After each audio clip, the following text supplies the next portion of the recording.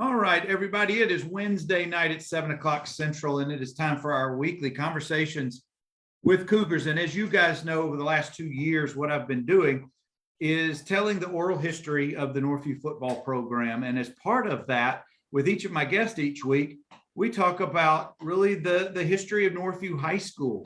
We talk about what's going on in the city of Dothan. And we don't just talk with football players, coaches, cheerleaders. We talk about community leaders. And that's what's leading us to tonight. We've got a unique opportunity tonight. I'm so pleased for my guest, Robert Hewes. Good afternoon or good evening, Robert. Thank you for joining us, bud. Absolutely. Glad to be here. And for those of you who don't know Robert or his wife, Leanne, both longtime Dothan families, Robert is the grandson of the namesake of the stadium in Dothan, Rip Hewes Stadium. Yes, that was a real man, a phenomenal story that Robert's going to share with us tonight. I'm so pleased to have you, Robert, here with us tonight for a little while to be able to share his and the family's story. So thank you, bud, for making some time. And I'm looking forward to us talking tonight. Absolutely. Me too. I'm looking forward to it. Well, Robert, before we jump back into the Wayback Machine with your grandfather and telling the story, share a little bit about your family, maybe a little bit, because I knew your wife, I knew Leanne back in high school. She was a little bit younger than me, but share a little bit about the family history in this generation, if you will. I mean, we're all here. All the descendants are still here, believe it or not. Leanne, her and her sister were McKays. Mm-hmm. So I married her. We stayed in Dothan or came back. My brother Whit Hewes married Corey Parrish, who was a Dothan girl, and they came back. And then my youngest brother Joel Hewes married a girl and then came back. And so it's really crazy because my mother and dad have all their family here. So they've got, let's see, there's 8 grandkids. So we're still thick, like little stuck in like ticks down here. Yeah. Robert, what is Thanksgiving or Christmas? What kind of numbers are we talking about? Well, Lord, I mean, when we travel, I mean, we're looking at 16, just, immediate family. And if most folks that know us can imagine that's pretty colorful. You guys are a parade when you're walking down the street. That's right. That's awesome. Right. That's awesome. Well, Robert, I know Leanne and I knew Lydia back in the day. She was good friends with my brother Rob. We're Northview grads. Are all the Hewes or a good chunk of the Hewes Northview grads, or got sprinkled in different? Yeah. So me and my brothers and Leanne and her sister, Corey, my brother's wife, are all graduates in Northview, and then my daughter, Mary Mack, my oldest one, graduated from Northville. It's Dothan High now, but it was the same building. And then my other daughter, we'd moved to Headland, so she's in Headland now. But other than that, very good. Well, with the name Rip Hewes being attached to the stadium, the majority of the folks in our town, regardless of age, unless they are a couple of generations back, really don't know your grandfather's story, really don't know his contributions just because they were born well after his passing and his active time with the rec center, with Dothan High, etc. So that's the story I want us to jump into tonight, because I want people to know who this man was and his phenomenal contributions and why naming the stadium after him was so appropriate back in the day. And for those of you who don't know, it's not just Rip Hewes Stadium. It's an entire sports complex that I don't know what the current version looks like, but at one point there were tennis courts and some other facilities on the grounds. It's currently undergoing massive renovations. If you haven't been by there, I've posted a few updated videos and photos of what's going on inside and around the stadium. You guys may see that, or if you drive by there, you'll see it. But Robert, we got Matt Blevins and Jason Mullins both to tell you hello. Matt. And Jason Mullins as well. Jason, good to see us. Great, man. Robert, your grandfather's story starts in Arizona. That's right. That's right. Take us back to Arizona and let's get going. So just let me say, my cousin Brett Heisler was older than me, so he growing up told me a lot of more, from his perspective. And he was going to be here tonight, but he couldn't for any reason. I'm going to get Brett on here. He was a teammate of mine. He was a couple Right, years older that's than right. me. Just used to And knock he the would be snot a out of good, me. he would be a good one, and he wanted to do it, but he couldn't. So I would be remiss if I didn't say Brett, you know, is a big part of this. Papa, we called him Papa, so that's just how I refer to him. He was born in 1907 in Bisbee, Arizona. Now, what's cool to me about it is in 1907 in Bisbee, Arizona, Bisbee was the county seat of Cochise County. Cochise County, inside Cochise County, 20 miles down the road was the town of Tombstone. So everybody's seen the movie. Wow. So we don't know, my dad didn't really know a whole lot about his grandparents, just because they didn't come to Alabama. They stayed where they were. But my granddad's father was, I guess his father was basically an Indian. His mother was an Apache, and his father was a Hewes, you know, and it was an Irish, we're not even sure, but at the time, all the European miners were coming over there, and they just took any wife they could. So that's how my great grandfather got the Hewes name. And then so Papa was just, you know, born in the middle of Doc Holliday and all that. They moved from there to Wayne, Oklahoma, and working in the oil fields, you know, and this was during the Dust Bowl. Yeah. What's really neat about his story is he played, so when he was about 20, I mean, he was working in the oil fields and everything. This was in probably the mid to late 20s. He got an opportunity to play football at Arkansas Tech, which was just south, you know, there, and it's Arkansas State now. Right. So he went to Arkansas Tech and played football there. And while he was there, he was a big guy. He was 200 pounds. And in 1930, that was a beast, you know. So he was they called him, he was a nose tackle. You know, that back then, that's what they called, you know, that position. And all the linemen were 200 pounds. So they had 5 200-pound men, and I wish I'd have brought the clippings, because we have the clippings of, they called them the Wonder Boys, and they got, you know, with newspaper clippings and everything. So Coach Wallace at the time at Alabama heard about these Wonder Boys. I mean, Lord, you know, you got a line of 5 200-pound men. You got, that's a tank, you know. So he went, we left, came up from Alabama, drove over there and said, all right, I want all y'all, you're coming to Alabama. So he basically just loaded them up, took them to Alabama. And that's how he got to the state of Alabama. Wow. Let me pause for just a second. Guys, I've got Robert Hewes, grandson of Rip Hewes, and we're just learning of Mr. Hewes, his journey a little bit, but I want to welcome John Johnson, Coach Randy Hicks, Ramona Stanley Walker. We got a whole bunch of folks who've rolled in here tonight. So thank you, guys. Randy Hicks can tell you a lot of stories, because he spent a lot of time with it. Well, I'm going to need a lot of your help to get him on this show. I know it. We were talking about that, me and Leanne. She said, you need to get Coach on there. I said, yeah. So you're right. But he is a wealth of knowledge when it comes to being around my granddad, because he used to work for him at the rec center. And yeah, him and his brother Ronnie, you know, was coach up at forever. Yeah. All right. So he and his linemen, all 5 of them, 200+ pounders, they get recruited to come to Tuscaloosa by Coach Wallace. Yeah, but it wasn't recruiting. It wasn't recruiting back then. It was more like, you're coming with me. Well, University of Alabama in the 20s was like University of Tennessee, University. That was like Big Brother coming to, you know. So he just went over there, and the coach was more than glad. He was honored to, man, go to Alabama. So the Wonder Boys, this line, they went to Alabama, and that's where he, you know, really finished. While he was there, Coach Bryant, who was younger than him, came to school at Alabama, and they lived together in the dorm. The coaches put them together in the dorm, because they were kind of And a lot of these are stories that men have told me over time, but that at the time they were both from the kind of the same. He was from the Arkansas hills, and Papa was from Oklahoma, and they thought maybe it'd be a good fit.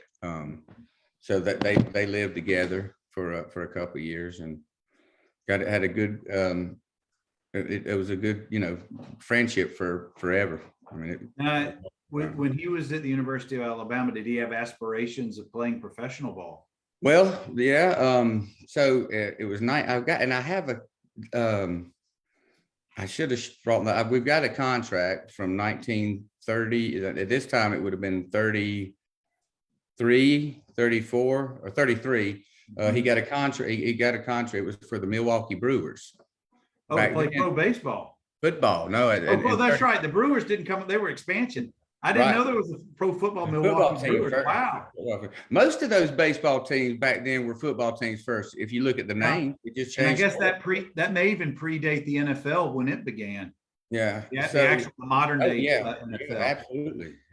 So the Milwaukee Brewers. Very cool. So he got and this is what's. I wish I brought it. It's at the office. I got it framed, but it's a 1-page contract. Bernard, you're a lawyer, you know better than that.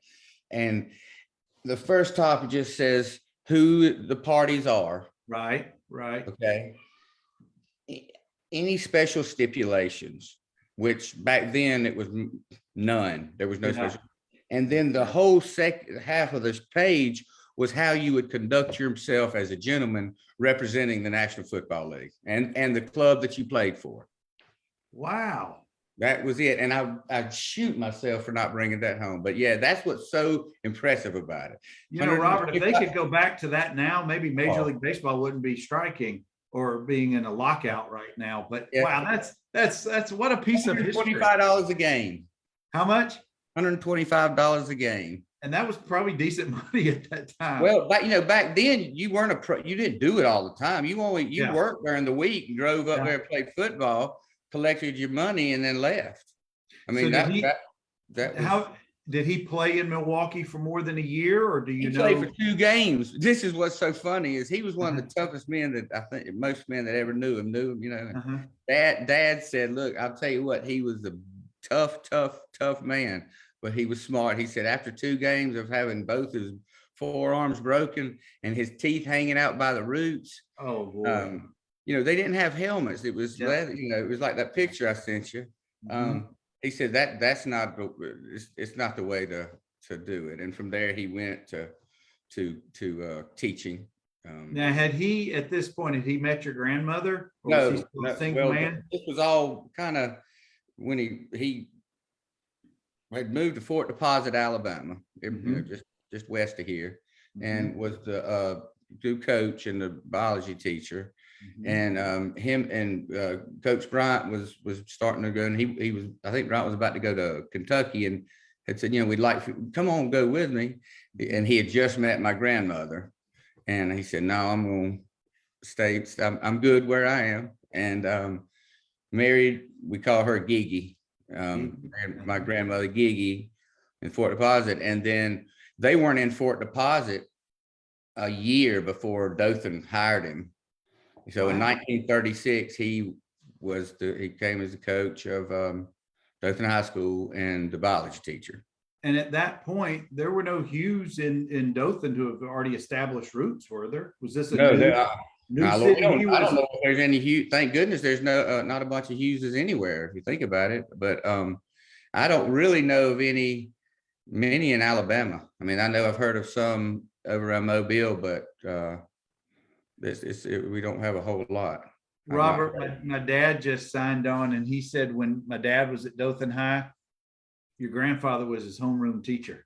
He'll tell you about that ring that he wore.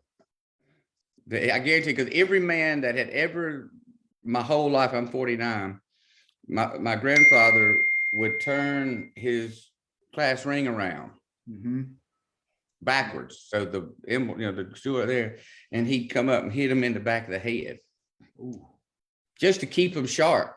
Wow. You didn't even have to do anything. He would just light him up. So there's a whole bunch of men in their 70s and 80s with lumps in the backs of their heads. Listen, yeah, I mean, and even younger than that, yeah, but yeah, it was, he Oh, did. that's I've heard 1,000 different stories of those. Like yeah. that. Dad said it was called a ring knocker to the There you head. go. Andy Yep. Stuckey says, "What's up, Scroner?" Shirley C says to tell you hello. Miss C, how are you? Man, you got all kind of love tonight, Robert. This is awesome. All right, I'm- so he in the mid-30s, 36 or so, he gets to Dothan. He's going to teach. He's going to coach. Okay.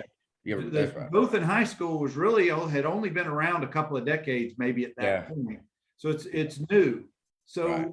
what do you know about that time period and him coming forward?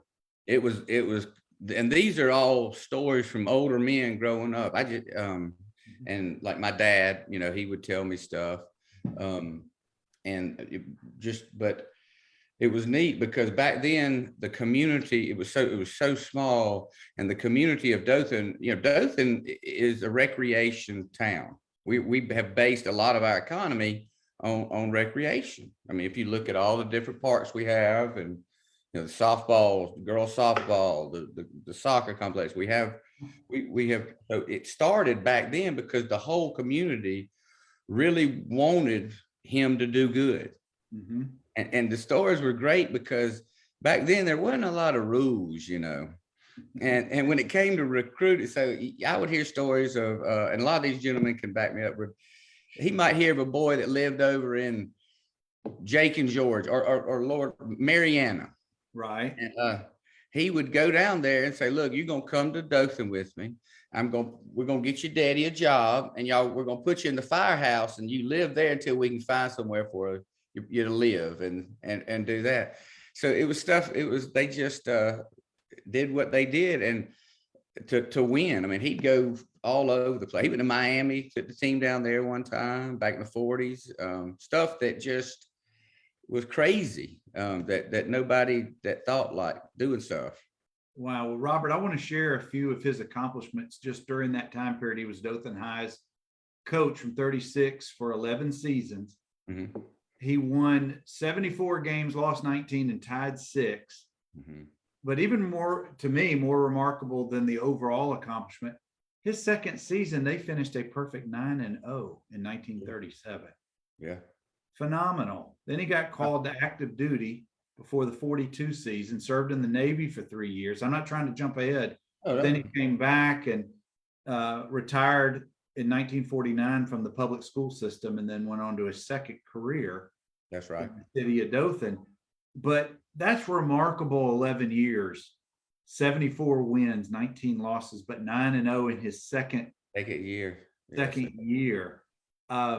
We've got those old plaques that they did back then. You know, it would have the teams and the scores and everything. And that stuff, I know you guys have got it probably in storage. I'd love for that to be shared somehow, but phenomenal. The main thing though is what was really, I mean, Dad and all the older guys, if they needed something, if coach needed something, mm-hmm. one of the fathers or business owners, they got it. You know, we need to find a job for this guy. You know, we got an opportunity here, or we need some uniforms, because there was no money in public education. The state was not making any money, so it was that's how it all. That was why his main thing was relationship with the community. Well, sure. Robert, do you happen to know, before the stadium and complex was built, did they play their games on campus, or was there another stadium in the community? Do you happen to know that? You know, I don't know. There was the one behind it. Behind the school? Yeah. Mm-hmm. Your dad would know.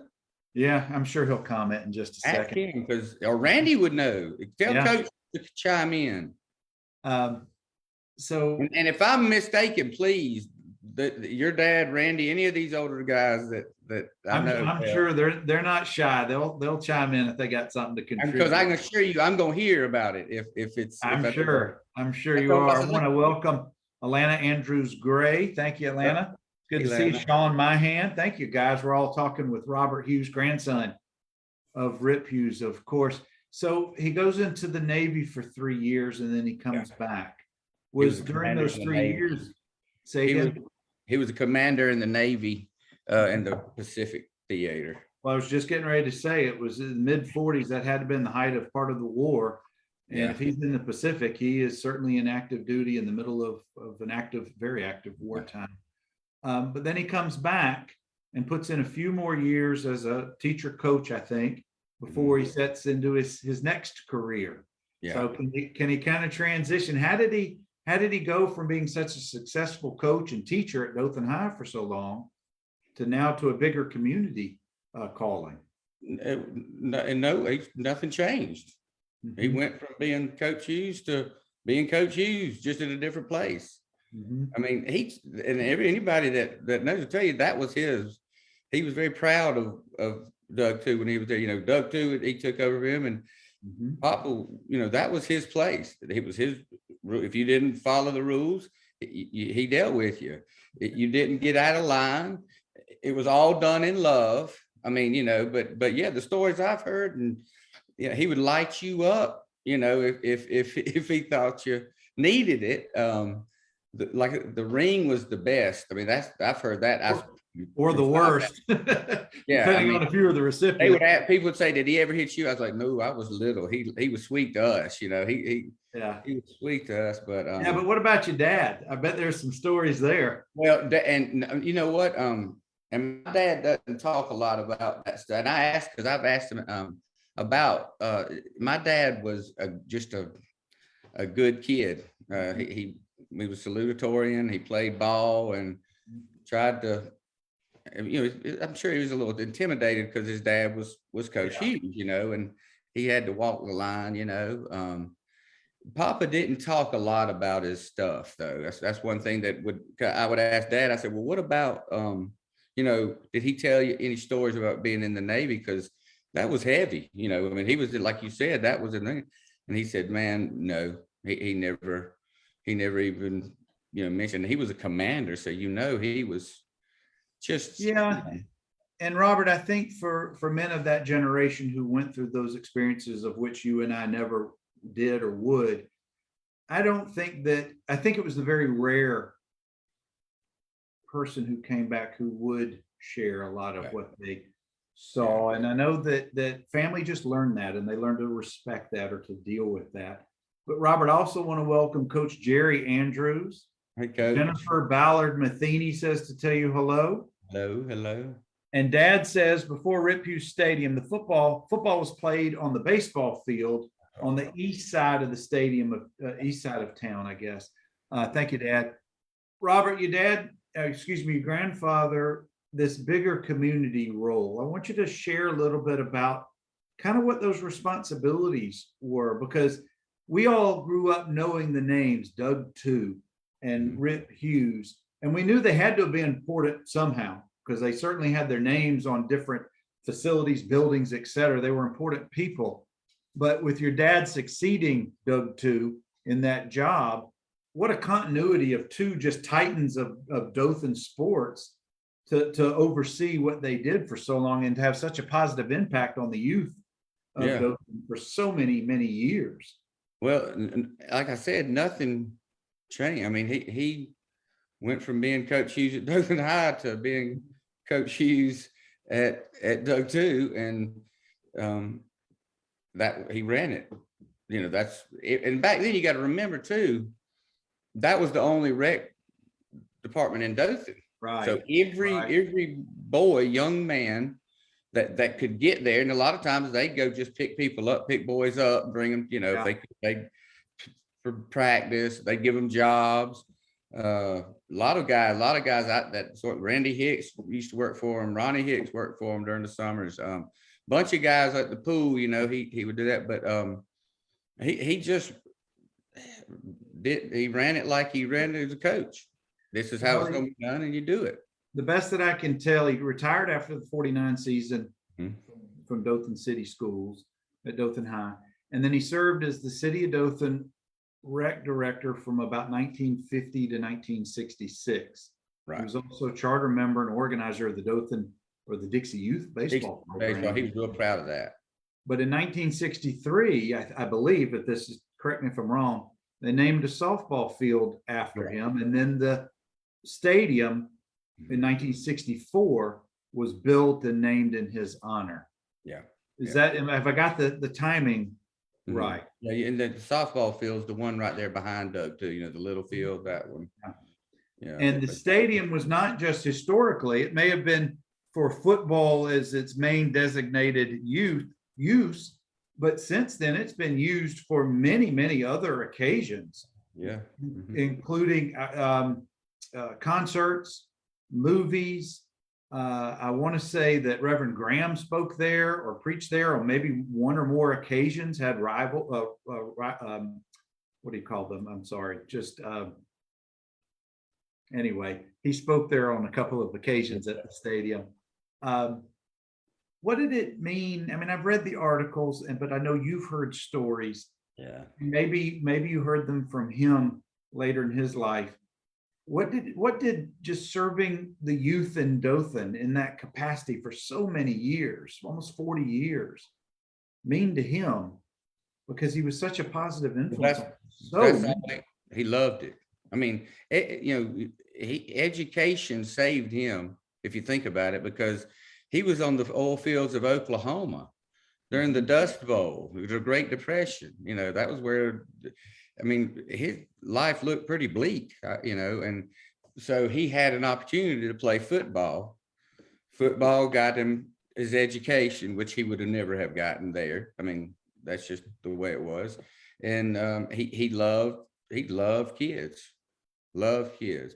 I'm sure there are people that didn't like him, but of all the people that I've over my life, and my cousin Brett, we talk about sometimes, is they would say, yeah, man, he was tough, but they all loved him. I mean, even when he hit him, he loved him, is because it was, it's his way, almost way of showing it. When he was by the time he got to the rec, running the rec department and everything like that, you got every kid that came through the recs, he saw him. I mean, you think about it, and there wasn't as many back then as there weren't as many back then. Sure. So, what, a couple hundred maybe, in a gym at one time playing basketball, so he had a control, almost a controlled audience for 16. Well, and what he did was he provided a safe space for families to allow their children to go just be children, play sports, hang out, socialize, whatever it was, at the rec center for so many years. It may not be a luxury we have in today's modern times, but back then you could let your child ride 6 blocks up the road and go hang out all day at the rec center, knowing that Rip Hewes was there running the show and overseeing all the activities. Yeah. But that was a simpler time, and that was many years ago. Yeah. Was he? Yeah. I'm sure he was honored, but, and I'm just supposing here, was he the type of man who really just didn't care for the limelight and the spotlight and the recognitions? He didn't like that. He didn't like loud talkers. He wasn't a loud man. Yeah. Yeah. He was quiet. Probably not a big stick, Yeah, probably not a lot of it was more follow what I do as opposed to hearing what I say. Right. So I suspect, and again, I'm just speculating here, he probably had to have a little bit of convincing for them to put his name on the stadium to honor him in that way. So he was he was very proud. I mean, that was it. I mean, it was the biggest thing of his life. And just even when he retired from the rec department, my cousin Brett, and I wish he was here to tell you, Brett was 6 years older. So Brett was old enough. He would get Brett. They would go to the stadium and pick up and clean up every day. Wow. That was the one thing he did. I mean, it was named after him. So he was going to make sure. And back then, even though he was retired, if he saw something he didn't like, he just got on the phone and called somebody, and they, went and took care of it. But yeah, that was the proudest thing of his, there's no doubt about that. I'm just envisioning a 6-7-year-old Brett going with his grandfather, and his grandfather probably with some very hawk-like eyes, seeing what things, and I bet he had the number or knew who to call at the city to say, this has got to get done. This is not not acceptable. That's right. Yeah, just You because he was know, retired didn't matter. I suspect also with him going to the games after retirement and seeing, in the 70s, mid 70s, Dothan High School had some outstanding football teams. Stedman Shealy had a couple of great years, teams that made it to the state finals, the 4A. They lost to Homewood, they lost to Mountain Brook in consecutive years, but those teams were dynamic. And with Dothan High School being the only public high school of size in the city using that stadium, I suspect it was whoever's last to the stadium turned the city lights out, because that's where everybody's going to be on a Friday night lights. It's one of the originators of Friday night lights, and I bet they put close to 10 in that stadium most nights, especially in those mid 70 years. Yeah, back then when you were there, y'all stacked. You were the last 85 when y'all won? Yeah, in 81, Northview won its first title, then in 85, and we had some awesome crowds, particularly when we were playing the rivals. We played against, the Dothan High game, Enterprise game, or if we got deep into the playoffs, we had some just awesome crowds. And although your grandfather wasn't around maybe at that time period, I suspect he'd have been very proud about how the stadium was hosting such awesome games and so many people enjoying a community-wide high school football game. What about now? What do you think? Was the Hewes family consulted at all about the what's going on now with the upgrades and the modernization? They don't. It's nothing like that. It was just an honor that, we're very proud, and will always be. But it's an honor that they don't, but it's awesome what they're doing. I'm hoping we can get that track done. Get the you're working on the track in the back state track, because there's only 3 or 4 in the state now. I mean, we don't have any track, and we need a track. So I think once they finish with the project, and I've got a couple of high school buddies with Lewis Construction who are part of that, the work being done. They're so proud of what they're being able to do. I don't know what the timetable is for the end of the project, but from the renderings, it looks like it's just going to be a top-notch facility. Really? Yeah. It's supposed to be awesome. Yeah. As you guys see over my shoulder, that's not the modern scoreboard. That's quite old. In fact, I think it dates back at least 20 plus years, that scoreboard. But Robert, we're getting a little bit closer. I want to welcome a couple of people who Leanne and Lydia have joined us. So thank you, ladies, for tuning in for the last several minutes. My dear bride. Robert, I want to take you to your experiences, either as a young child, middle school, high school, whatever you remember about visiting the stadium, whether it was with family members or as a high school kid going to games. Was it ever conversation amongst your peers, your friends about that name? We owned it. Everybody thought we owned it. When I was a little boy, the other kids thought, because it was my granddad, that it was our stadium. So for years, I didn't understand about it, until I got about 8 years old to go, wait a minute, no, they just named it after him,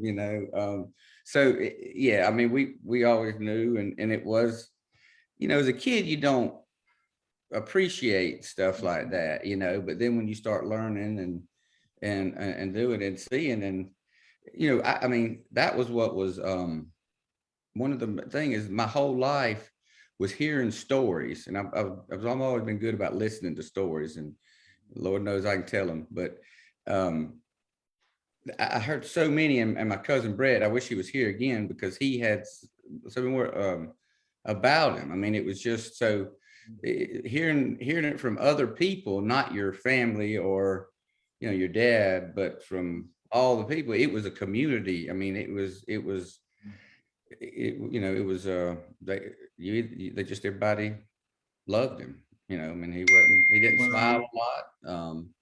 He did, but he wink at you, but he was, and I truly wished he'd have been somebody I would have known during my life.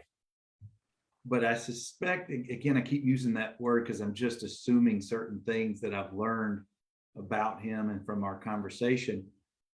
He was a community leader his whole life. But as he eventually transitioned to the role of being the community rec head for the city of Dothan, everybody knew him who had family, everybody in the Dothan area. But then after his retirement and passing, the figure just grows. The legend just grows. And I bet if we got the Coach Hickses and my Those are dad, the guys you need to tell the stories. that's just it. I bet a round table of folks who worked under him, played for him, or were colleagues or learned from him. I bet a roundtable discussion would be pretty fascinating about him. And those are the stories that we got to hear. Yeah. You know, and that's what's the coolest. I mean, he was a stern, he didn't play around. Don't make him tell you twice. You know, I mean, he raised your kids for you when he had them. And that was it, you know, and that's why people loved him, is because he cared about everybody he came in contact with. You know, during those time periods when he was teaching and coaching and head of the department, that was a time period when local community families appreciated when teachers and other leaders either administered discipline or looked after their children to make sure that they were safe during the working hours while the parents were working. And that probably just made him more endearing to those families. And again, I mean, he was tough. I mean, you know, but it was out of kindness. And so that was always the theme of the story that I heard. I've heard some a lot of these guys, this is what I'm, and I never understood it growing up. I'd look over, he never smoked. But he always had, my grandmother would smoke a cigarette, but he had an ashtray, you know, everywhere. And so what he would do is he would wake up in the morning. This is how just tough. Get a Tampa Nugget out, you know, those old nasty dollar cigars, put it and start chewing on it. Wouldn't light it all day long, just chew on it. But so it by was there. The day, there'd be that much hanging out. He'd take the whole thing out, set it down in that damn ashtray, and then come back and get it back and put it back in there. He would usually do about one a day. And there's no way that tasted good. There's just no way. But that was the kind of, I mean, he was just tough. I mean, it was he was one of those men cut from a different cloth that made him who he was. And Robert, I love, thank you for sharing a little bit of his journey, a little bit of the story, the lore that made him who he was and so important to our community and has been, and his name and your family's name for decades. So I really, really appreciate you spending a little time with us tonight. Man, honored to do it. And again, I wish I could have had Brett here. Dad couldn't make it either. And I'd have had to really twist his arm. Well, I'll reach out to Brett. I'm gonna reach out to Coach Hicks again. Well, and I'll help you because so I can come up with a list of men, like Coach Hicks that were pivotal. Deal. We're gonna work on that. Because they can really tell you the Dixie Youth thing. He started the Dixie Youth program in the state of Alabama after he was retired. He loved kids. That was, you know, he just kept going. Guys, I appreciate you having me on. Absolute pleasure. Pleasure is all mine. And that's why I do these stories. That's why I do these conversations every Wednesday night, because you don't get to learn a lot about what you read in a newspaper clipping, or maybe you saw in an old picture. But when we have just awesome community folks like Robert come forward and tell their family story a little bit, that's what makes it so worthwhile. And Shirley C says she used to see Mr. JT Radney at the stadium every time. That's so great. He thought he was Mr. Rip Hewes. And I guess he just kind of took over, or as a curator, absolutely, who had lots of responsibility. Didn't skip a beat. Everybody that knew JT Radney knew. I mean, he didn't mess around. He's a good man. Well, Robert, thank you again, bud. I have thoroughly enjoyed it. Guys, please keep coming back on Wednesday night, 7 o'clock Central, for conversations with Cougars. Have a good night.